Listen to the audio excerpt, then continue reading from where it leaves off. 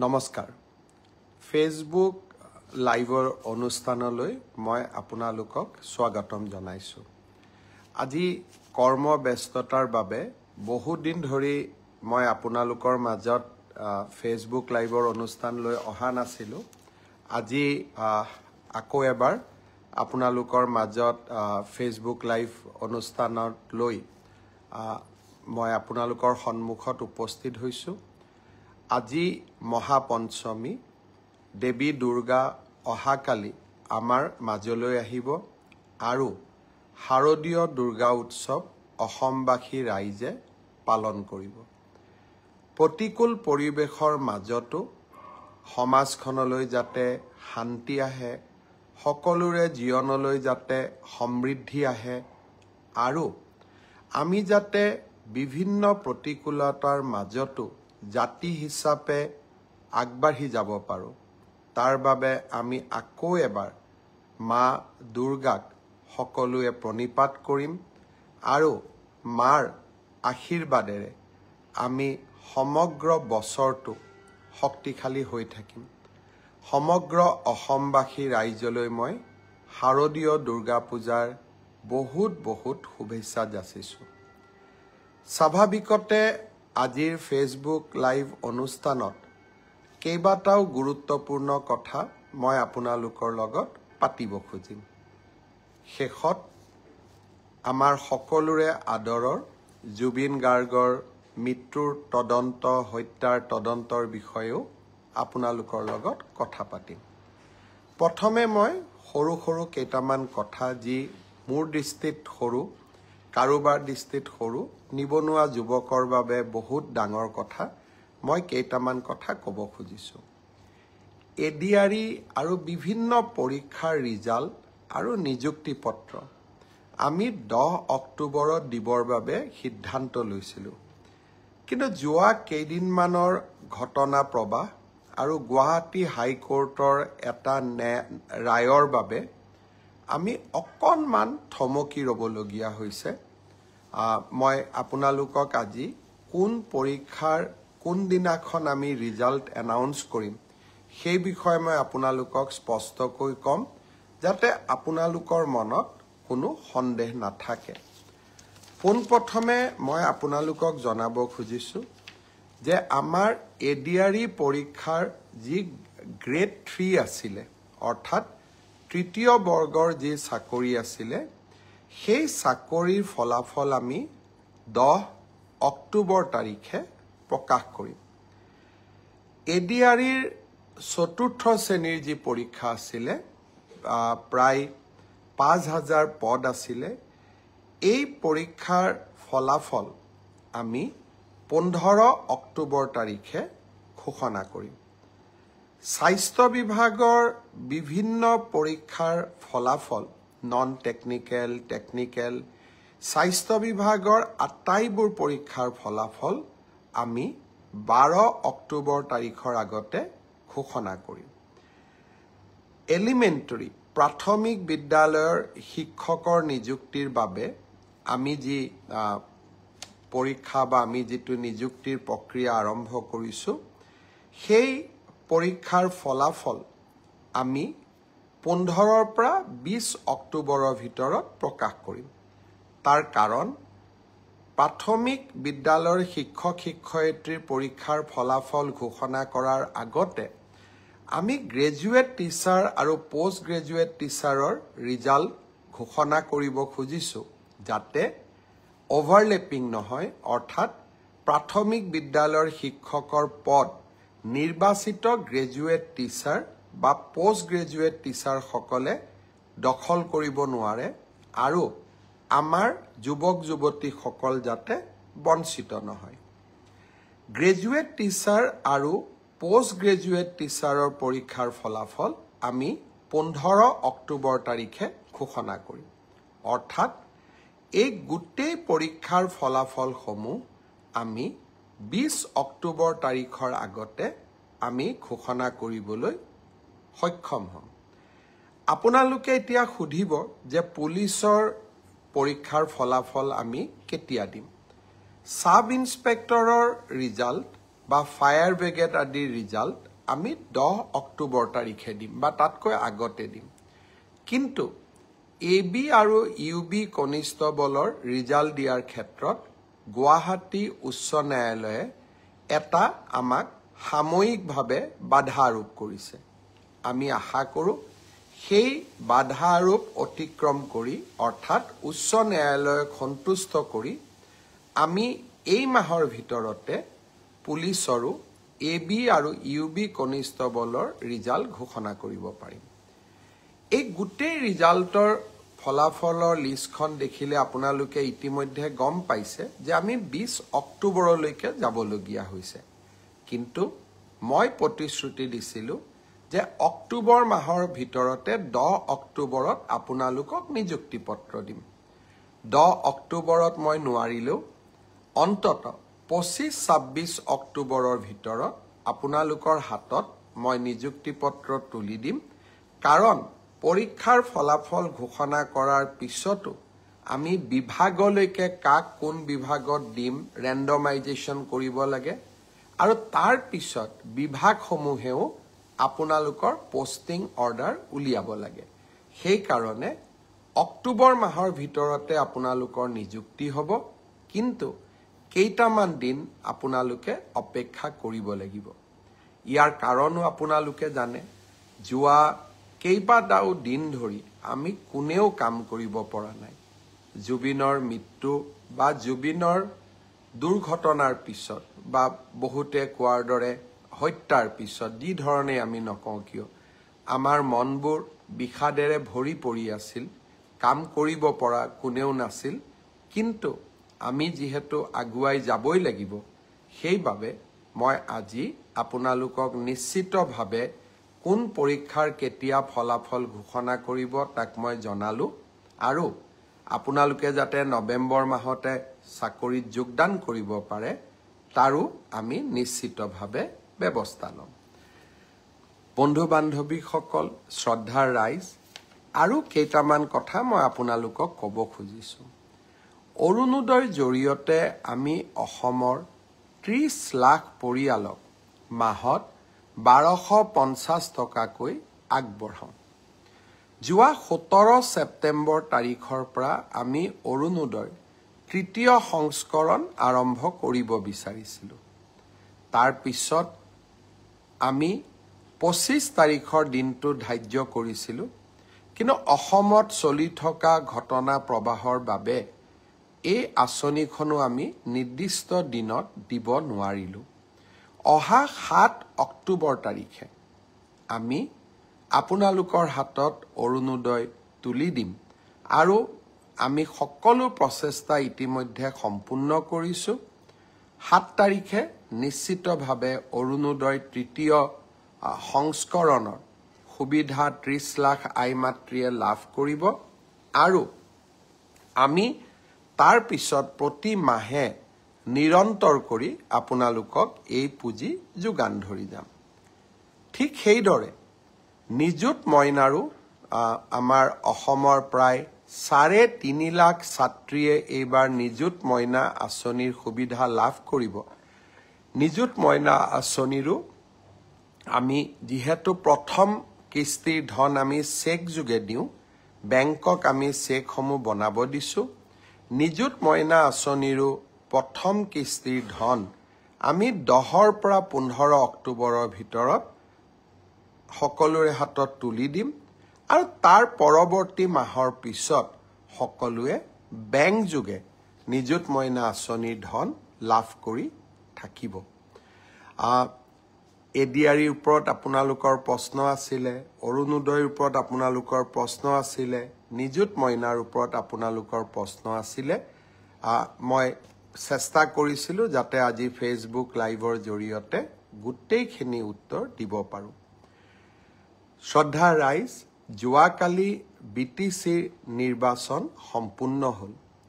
এয়া প্ৰথমবাৰৰ বাবে বড়োভূমিত নিৰ্বাচন অনুষ্ঠিত হ'ল, যি নিৰ্বাচনৰ পূৰ্বেও হিংসাত্মক ঘটনা সংঘটিত হোৱা নাছিলে, নিৰ্বাচনৰ সময়তো হিংসাত্মক ঘটনা সংঘটিত নাই হোৱা আৰু নিৰ্বাচনৰ ফলাফল দিয়াৰ পিছতো সকলো পক্ষই ক্ৰীড়া সুলভ মনোভাৱেৰে পৰীক্ষাৰ ফলাফল যেনেকৈ আমি গ্ৰহণ কৰোঁ, নিৰ্বাচনৰ ফলাফলো তেনেকৈ আমি গ্ৰহণ কৰিছোঁ। মই বড়োভূমিৰ ৰাইজলৈ পুনৰ এবাৰ অভিনন্দন জনাইছোঁ আৰু BPF দলৰ মুৰব্বী হাগ্ৰামা মহিলাৰীক তেখেতৰ বিজয়ৰ বাবে অভিনন্দন জ্ঞাপন কৰিছোঁ। ভাৰতীয় জনতা পাৰ্টীয়ে আকাংক্ষিত ফল লাভ কৰিব নোৱাৰিলে। আমি 5খন আসনত জয়লাভ কৰিলোঁ আৰু 5খন আসনত আমি 150ৰ পৰা 600 ভোটৰ ব্যৱধানত হাৰিবলগীয়া হ'ল। মূল কাৰণ এইটোৱে যে যিদিনাখনে আমি জুবিন গাৰ্গৰ মৃত্যুৰ বাতৰি পালোঁ, আমি গোটেইবিলাকে নিৰ্বাচনৰ ৰণক্ষেত্ৰৰ পৰা আঁতৰি আহিলোঁ আৰু জুবিনৰ শৱদেহ পাৰ্থিৱ শৰীৰ গুৱাহাটীলৈ উভতাই অনা, পোষ্টমৰ্টেম, শ্ৰদ্ধাঞ্জলি আৰু শেষকৃত্য সম্পন্ন কৰ্তব্যৰ তাগিদাত আমি নিৰ্বাচনৰ ৰণভূমি তাতেই এৰি থৈ উভতি আহিলোঁ। আকাংক্ষিত ফল লাভ কৰিব নোৱাৰিলোঁ, কিন্তু আমি সকলোৱে জানো যে কৰ্তব্যৰ আহ্বানতকৈ জীৱনত আন একোৱেই ডাঙৰ হ'ব নোৱাৰে। যদিও আমি কৰ্তব্যৰ আহ্বানৰ বাবে কেইটামান চিট হেৰুৱাবলগীয়া হ'ল, আমাৰ এই সামান্য ত্যাগে জুবিনৰ শেষ যাত্ৰাক অধিক মহিমাময় কৰি তুলিছিলে। ৰাইজক আমি বিভিন্ন প্ৰকাৰে সেই সময়ছোৱাত ৰাইজৰ লগত থিয় হৈ থাকিব পাৰিছিলোঁ। সেয়ে 4-5টা চিটত আমি অত্যন্ত কম ভোটত হাৰিলেও আমি তাক পৰাজয় বুলি ভবা নাই। বড়োভূমিৰ ৰাইজলৈ আৰু ভাৰতীয় জনতা পাৰ্টীক ভোট দিয়া প্ৰতিগৰাকী ৰাইজলৈ মই মোৰ অজস্ৰ কৃতজ্ঞতা জ্ঞাপন কৰিছোঁ। আপোনালোকক মই প্ৰতিশ্ৰুতি দিছিলোঁ যে আমি আপোনালোকক অৰুণোদয় আঁচনিৰ হিতাধিকাৰী তালিকা চূড়ান্ত কৰিম, মহিলা উদ্যমিতা আমি আপোনালোকক প্ৰদান কৰিম, কেইবাখনো নদীৰ ওপৰত দলং বনোৱাৰ প্ৰস্তাৱ, এই গোটেইবোৰ কথা নিৰ্বাচনত পৰাজিত হ'লেও বা আকাংক্ষিত ফল নাপালেও আমি আপোনালোকৰ কাৰণে কৰিবৰ বাবে চেষ্টা কৰিম। পুনৰ এবাৰ আপোনালোকক বহুত বহুত ধন্যবাদ জনাইছোঁ। জুবিনৰ বিষয়ে আহিব খুজিছোঁ। বহু সময়ত ব্যক্তিগত কথা কোৱা উচিত নহয় আৰু ব্যক্তিগত কথা কোৱাৰ পৰিৱেশো নাথাকে। যোৱা 6টামান বছৰ আগতে এদিন মই কৈছিলোঁ যে জুবিনক বিপথে পৰিচালিত কৰাত তেওঁৰ আশে-পাশে লাগি থকা মানুহখিনি জড়িত হৈ আছে। 6 বছৰ আগতে মই কি কৈছিলোঁ সি এতিয়াও সংবাদ মাধ্যমত বৰ্তমান সামাজিক মাধ্যমতো তাৰ উপস্থিতি আছে। সেয়েহে মোৰ গোটেই ঘটনাৰ সম্পৰ্কত মোৰ মতামত বা স্পষ্ট ভাৱ আজি নহয় 6 বছৰ আগতেই মই ৰাইজৰ ওচৰত বা ৰাইজক মই জনাইছিলোঁ। জুবিন আমাৰ জাতীয় সম্পদ। জ্যোতিপ্ৰসাদ আগৰৱালা, বিষ্ণুপ্ৰসাদ ৰাভা আৰু ভূপেন হাজৰিকাৰ সমকক্ষ বুলি জুবিন গাৰ্গক অভিহিত কৰি মই জুবিনৰ সন্মুখত দিয়া এটি ভাষণো সামাজিক মাধ্যমত উপলব্ধ হৈ আছে।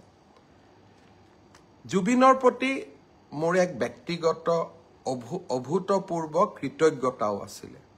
মোৰ দেউতা প্ৰয়াত কৈলাশনাথ শৰ্মাৰ গীতৰ সংকলন জুবিনে অতি মৰমেৰে ৰুণজুন নামৰ কেছেটটোৰ জৰিয়তে বাণীবদ্ধ আৰু ভিডিঅ' কৰি মোক উপহাৰ দিছিলে আৰু সেই গানকেইটাই যথেষ্ট সমাদৰ লাভ কৰিছিল। এজন পুত্ৰ হিচাপে তাতকৈ গৌৰৱৰ কথা একোৱেই নাছিল আৰু সেয়েহে জুবিনে য'তেই যেনেকে কৰবাত আমি যদি কেতিয়াবা জুবিনৰ যাত্ৰাৰ সংগী হ'বলৈ সুবিধা পাইছিলোঁ, তাক কেতিয়াও মই হাতৰ পৰা ওলাই যাব দিয়া নাছিলোঁ। আজি কোভিডৰ সময়ত মুম্বাইৰ পৰা জুবিনক উভতাই অনা, ডিব্ৰুগড়ৰ পৰা বিশেষ বিমানেৰে নতুন দিল্লীত গ্ৰীণ কৰিডৰ বনাই জুবিনৰ চিকিৎসাৰ ব্যৱস্থা কৰা, জীৱনৰ কেইবাটাও গুৰুত্বপূৰ্ণ অধ্যায়ৰ মই সাক্ষী হৈ থকাৰ সুযোগ পাইছিলোঁ। মোৰ একো কণ্ট্ৰিবিউশ্যন নাছিলে, কিন্তু মই সাক্ষী হৈ থাকিব পাৰিছিলোঁ। সেয়েহে কোনো এজন জুবিন অনুৰাগীতকৈ মই নিজকে কম অনুৰাগী বুলি নাভাবোঁ আৰু বেছি বুলিও নাভাবোঁ, কাৰণ আমি সকলোৱে জুবিনক ভাল পোৱাৰ অধিকাৰ আছে আৰু অধিকাৰ থাকিব। জুবিনক আমি গীত মাত আৰু সংস্কৃতিৰ মাজেৰে আমি সকলো গৌৰৱী অসমীয়াই আমি জীয়াই ৰাখিম। জুবিনৰ ঘটনাৰ ন্যায় লাগে। ৰাইজৰ দৃষ্টিত আৰু বিভিন্ন পুলিচৰ হাতত অহা নথি পত্ৰৰ দৃষ্টিভংগীৰ পৰা শ্যামকানু মহন্ত, সিদ্ধাৰ্থ শৰ্মা আৰু কেইবাজনকো আমি বহুত কথা সুধিব লাগিব। আইনে আইনৰ ৰাস্তা ল'ব। মই আজিৰ এই ফেচবুক লাইভৰ জৰিয়তে শ্যামকানু মহন্ত আৰু সিদ্ধাৰ্থ শৰ্মাক ক'ব বিচাৰোঁ যে আপোনালোকে জনতাৰ ধৈৰ্যৰ সৈতে খেলিবৰ বাবে চেষ্টা নকৰিব। 6 অক্টোবৰ তাৰিখে আমি আপোনালোকক অসমত বিচাৰিছোঁ। পূজাৰ কেইটামান দিনৰ বাবে আমি আপোনালোকক বিচৰা নাই যে দশমীলৈকে আপোনালোক আহক। দশমীৰ পিছতে 6 অক্টোবৰত আমি আপোনালোকক CIDৰ কাৰ্যালয়ত বিচাৰিছোঁ। আৰু আপোনালোকে ফেচবুক লাইভ কৰি বা একোখন পত্ৰ লিখি জনতা আৰু আইনৰ পৰা হাৰিব আপোনালোকে নোৱাৰিব। আপোনালোকে যদি সঁচাকৈ আপোনালোক নিৰ্দোষী, সাহসেৰে আহক, CIDৰ কাৰ্যালয়লৈ আহক, আপোনালোকে নিজৰ কথা কওক। আৰু যদি আপোনালোকে কথা ক'ব CIDক নোখোজে, আদালতৰ ওচৰত গৈ কওক। কিন্তু ৰাইজৰ ক্ষোভৰ সৈতে, যি ক্ষোভ এতিয়া অগণিত পৰিণত হৈছে, ক্ষোভৰ সৈতে আপোনালোকে খেলা নকৰিব। মই অসমৰ মুখ্যমন্ত্ৰী হিচাপে আপোনালোকক স্পষ্ট সকিয়নি দিব খুজিছোঁ যে অহা 6 অক্টোবৰৰ তাৰিখৰ দিনা আপোনালোকে নিশ্চিতভাৱে গুৱাহাটীলৈ আহি আপোনালোকে আপোনালোকৰ মন্তব্য, আপোনালোকৰ বক্তব্য আগবঢ়াওক। আইনে আইনৰ মাজেৰে গতি কৰিব। আৰু এটা কথা মই সকলোকে স্পষ্ট কৰি দিব খুজিছোঁ, কোভিডৰ সময়তো মই অসমবাসী জনসাধাৰণক এৰা নাছিলোঁ। বানপানীৰ সময়তো মই অসমবাসী জনগণক এৰা নাছিলোঁ। আৰু জীৱনত এটা দিন আহিছিল যে PPE কিট পিন্ধিও কোভিডৰ ICUৰ ভিতৰত গৈ জনতাক সেৱা কৰাৰ চেষ্টা কৰিছিলোঁ। আৰু আজি যেতিয়া অসমৰ জনতাই জুবিনক ন্যায় দিয়াৰ বাবে আন্দোলন কৰিছে, তাৰ পৰা মই পৃথক নহয়। আৰু সেই কাম মই কৰিবই লাগিব। আৰু সেইকাৰণে মই আজি পুনৰ এবাৰ প্ৰতিশ্ৰুতি দিছোঁ যে জুবিনৰ ঘটনাৰ সৈতে জড়িত সকলো কেইগৰাকী ব্যক্তিক আইনৰ সন্মুখলৈ অনাৰ দায়িত্ব অসমৰ মুখ্যমন্ত্ৰী হিচাপে মোৰ। আৰু সেই দায়িত্ব মই কৰ্তব্য নিষ্ঠাৰে সৈতে পালন কৰিম, দায়বদ্ধতাৰে সৈতে মই পালন কৰিম। আগতেও বহু এনেকুৱা ঘটনা হৈছে। আসামী কেতিয়াবা 2টা দিন পলাই থাকে, কিন্তু আইনৰ হাত বহু দীঘল। আইনৰ ধৈৰ্য আছে আৰু আইনে কেনেকৈ আগবাঢ়িব লাগে তাৰ বিষয়ে আইনে জানে আৰু আইনে কাকো ৰেহাই নিদিয়ে। অসম পুলিচে বিভিন্ন সময়ত প্ৰমাণ কৰিছে। শিশুৰ বলাৎকাৰৰ ঘটনাৰ পৰা গড় হত্যাৰ আসামীলৈকে অসম পুলিচে ইতিমধ্যে প্ৰমাণ কৰিছে যে অসম পুলিচে সময়ত কিমান শক্তিশালী ভূমিকা ল'ব পাৰে। আৰু সেইকাৰণে কাৰোবাৰ মনত অকণমানো ধাৰণা থাকিব নালাগে যে এইখন চৰকাৰে জুবিনক ন্যায় দিয়াৰ প্ৰচেষ্টা নকৰিব। এইখন চৰকাৰে শ্যামকানু মহন্ত, সিদ্ধাৰ্থ শৰ্মাৰ দৰে ব্যক্তিৰ ওচৰত শিৰ নত কৰিব। এইখন চৰকাৰে অসমৰ ৰাইজৰ ওচৰত শিৰ নত কৰিব। সিদ্ধাৰ্থ শৰ্মা আৰু শ্যামকানু মহন্তৰ ওচৰত শিৰ নত নকৰে। আৰু সেইবাবে মই সিদ্ধাৰ্থ শৰ্মা আৰু শ্যামকানু মহন্তক কম যে ঘটনা প্ৰবাহ বহু দূৰলৈ যাব নিদিব। আইনৰ কোনোবাই যদি ভাবিব পাৰে যে আমি আদালতত যাম, এণ্টিচিপেটৰী বেইল ল'ম, ইণ্টাৰিম বেইল ল'ম, এই প্ৰচেষ্টাবিলাক কৰা উচিত নহয়। কাৰণ জুবিন এগৰাকী জাতীয় সম্পদ। জুবিনৰ হত্যাৰ প্ৰতিটো মুহূৰ্তৰ ঘটনা তন্ন তন্ন কৰি ৰাইজৰ আগত আপোনালোকে ক'ব লাগিব। আৰু মই ভাবোঁ এই কাম আপোনালোকে কৰিব। আৰু আপোনালোকক কোনো ক্ষেত্ৰতে আইনৰ বাহিৰত গৈ শাস্তি দিয়া নহয়। আইনে আপোনালোকক দোষী হ'লে শাস্তি দিব, দোষী নহ'লে আপোনালোকক নিৰ্দোষী বুলি ক'ব। কিন্তু আইনৰ পৰা দূৰত থাকিলে আপোনালোকে কেতিয়াও নাভাবিব যে চৰকাৰ মনে মনে থাকিব আৰু চৰকাৰে ব্যৱস্থা নল'ব। মই আৰু কেইটামান মনৰ কথা ক'ব খুজিছোঁ। এইখন জুবিনৰ অসম, এইখন আমাৰ জননী আৰু জন্মভূমি। এইখন অসমত আমি যিকোনো কাৰণতে এইখন অসমক আমি নেপাল কৰিব নোৱাৰোঁ। কেইটামান দিনৰ পৰা সামাজিক মাধ্যমত নেপালৰ উদাহৰণ দিয়া হৈছে। আমি অসমত লাচিতৰ উদাহৰণ দিম। আমি অসমত আমি মহাৰাজ পিথুৰ উদাহৰণ দিম। আমি ভগদত্তৰ উদাহৰণ দিম। আমি ভূপেন হাজৰিকাৰ উদাহৰণ দিম। আমি জুবিন গাৰ্গৰ উদাহৰণ দিম। আমি নেপালৰ উদাহৰণে অসম নচলাম। আজি এটাই মই কথা ক'ব খোজোঁ, এটাও যদি অসমৰ সম্পত্তিক আজি আমি হানি কৰোঁ, আটাইতকৈ দুখ জুবিন গাৰ্গে পাব। কাৰণ এইখন জুবিনৰ অসম, আমাৰ সকলোৰে জননী আৰু জন্মভূমি। আজি কেইগৰাকীমান ব্যক্তিয়ে জুবিনৰ ন্যায় বিচাৰি ৰাস্তাত আন্দোলন কৰিছে। পুলিচে তেওঁলোকক গ্ৰেপ্তাৰ কৰিছে আৰু মানুহে সুধিছে তেওঁলোকক কিয় গ্ৰেপ্তাৰ কৰা হ'ল। এজন ব্যক্তিৰ নাম অজয় ফুকন। জুবিন গাৰ্গে নিজে এই ব্যক্তিজনৰ বিষয়ে কৈ যোৱা কথাকেইটা আপোনালোকে শুনিব। জুবিনে জীৱনকালত কৈ গৈছিল যে এই ব্যক্তিজনৰ জৰিয়তে মোৰ লগত কোনেও সম্পৰ্ক নকৰিব। মই জুবিনে দিয়া টুইটটো মই পঢ়ি দিব খোজা নাই। জুবিনৰ ভিডিঅ'টো সামাজিক মাধ্যমত উপলব্ধ থাকিব। আৰু এইগৰাকী ব্যক্তিয়ে কংগ্ৰেছ দলৰ যোৱা চাবুৱা বিধানসভা সমষ্টিৰ প্ৰাৰ্থী আছিল। আনজন ন্যায় বিচৰা ব্যক্তি হ'ল ভিক্টৰ দাস। এগৰাকী সহজ সৰল ছোৱালীক কেনেকৈ গুৰুল কৰি এই ব্যক্তিজনে পিটিছিলে তাৰ প্ৰতিচ্ছবি এতিয়াও আমাৰ সন্মুখত পৰা আঁতৰি যোৱা নাই। যিদিনাখন এই ব্যক্তিজনে ছোৱালীজনীক গুৰুল কৰি মাৰিছিলে, মই ভাবোঁ সিদিনাখন জুবিনেও কান্দিছিলে আৰু জুবিনেও এই ব্যক্তিজনৰ বিৰুদ্ধে ন্যায় বিচাৰিছিলে। অসমবাসী ৰাইজক মই বিনম্ৰতাৰে সৈতে ক'ব খোজোঁ, জুবিনৰ নামত চৰকাৰ বিৰোধী ৰাজনীতি হ'ব নোৱাৰে। জুবিনৰ নামত আমি অসমখনক নেপাল কৰিব দিব নোৱাৰোঁ।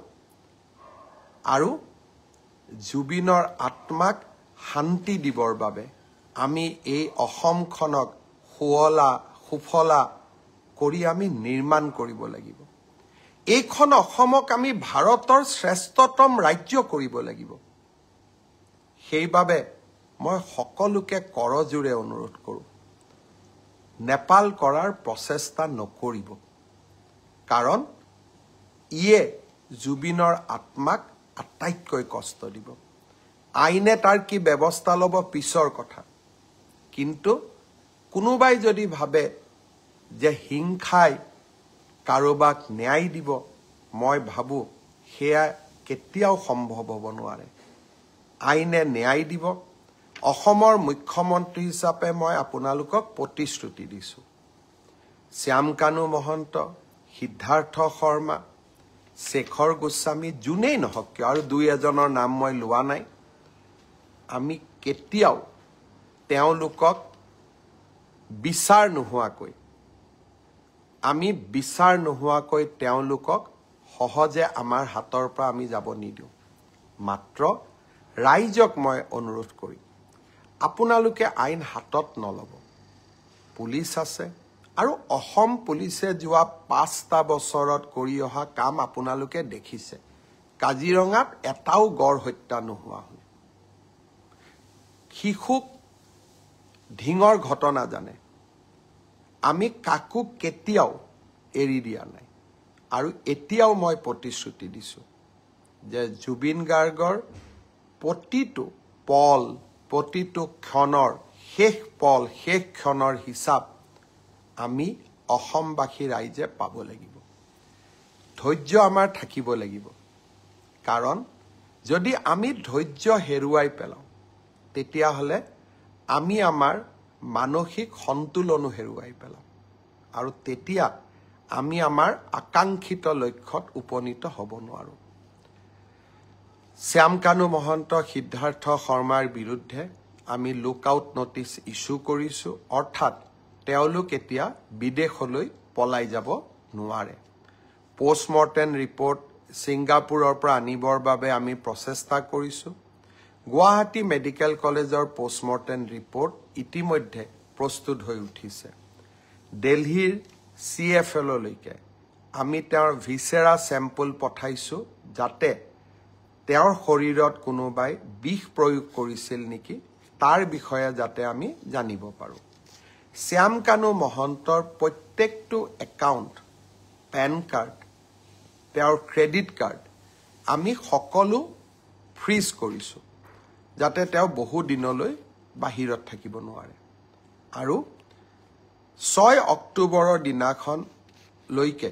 যদি সিদ্ধাৰ্থ শৰ্মা আৰু শ্যামকানু মহন্ত নাহে অসম পুলিচে আপ্ৰাণ প্ৰচেষ্টা কৰিব তেওঁলোক য'তেই আছে তাৰ পৰা আমি উভতাই অসম ভূমিলৈ লৈ অহাৰ বাবে আৰু আপোনালোকৰ হাততো কিবা তথ্য থাকিলে আপোনালোকেও আমাক সহযোগিতা কৰিব জুবিন ৰাইজৰ সম্পদ জুবিনক ন্যায় দিয়াৰ দায়িত্ব প্ৰত্যেকগৰাকী অসমবাসী ৰাইজৰ কৰ্তব্য আমি কেইজনমানে এই দায়িত্ব মূৰত তুলি ল'ব নালাগে এই দায়িত্ব 3 কোটি অসমৰ জনতাই আজি মূৰত তুলি লৈছে আৰু জনতাৰ প্ৰতিনিধি হিচাপে এই দায়িত্ব মই নিষ্ঠাৰে আৰু সততাৰে সৈতে পালন কৰিম প্ৰতিটো মুহূৰ্ত আজি কোনোবা এজন বেলেগ সিদ্ধাৰ্থ শৰ্মা আহি পাব দিল্লীত আমি উৰা বাতৰি উলিয়াই দিম যে 10 বিট বহি থকা ব্যক্তি এইজনেই হয় দুটা আৰু এটা উৰা বাতৰি উলিয়াই দিম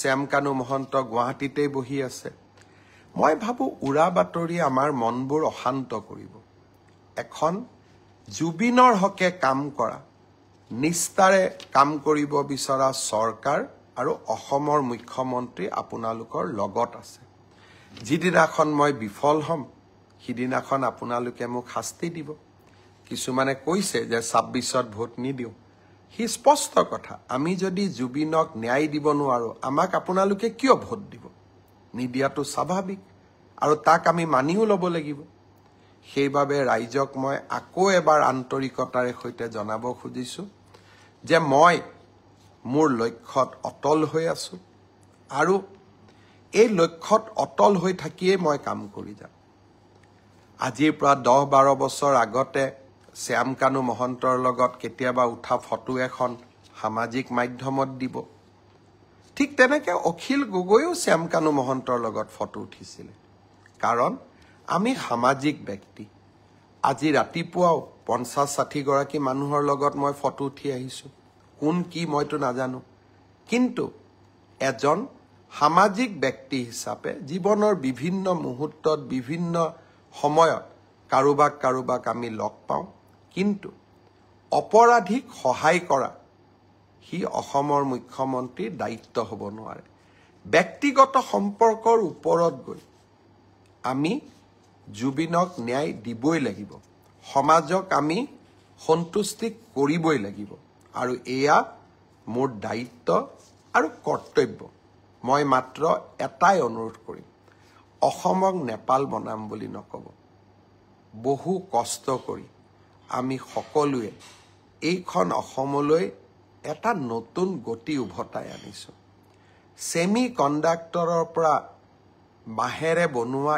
ইথানল নামৰূপৰ সাৰ কাৰখানাৰ পৰা নুমলীগড়ৰ শোধানাগাৰ আৰু এইখন অসমত IIT, IIM, national forensic science university মোৰ অসম আজি বিকাশৰ অনন্য যাত্ৰালৈ আগবাঢ়ি গৈছে 1.5 লাখ যুৱক যুৱতীয়ে চৰকাৰী চাকৰি পাইছে এটকাকৈ ঘোষ নিদিয়াকৈ এইখন অসমক আমি নেপাল বনাম এইখন অসমক আমি লণ্ডভণ্ড কৰিম মোৰ মনে নামানে মোৰ প্ৰাণে নামানে অসমৰ যুৱ শক্তিয়ে এইখন অসমক আগুৱাই লৈ যাব এইখন জুবিনৰ অসম এইখন ভূপেন হাজৰিকাৰ অসম এইখন জ্যোতি বিষ্ণুৰ অসম আৰু এইখন অসমক আমি মহাশক্তি কৰিব লাগিব জুবিনৰ ঘটনাৰ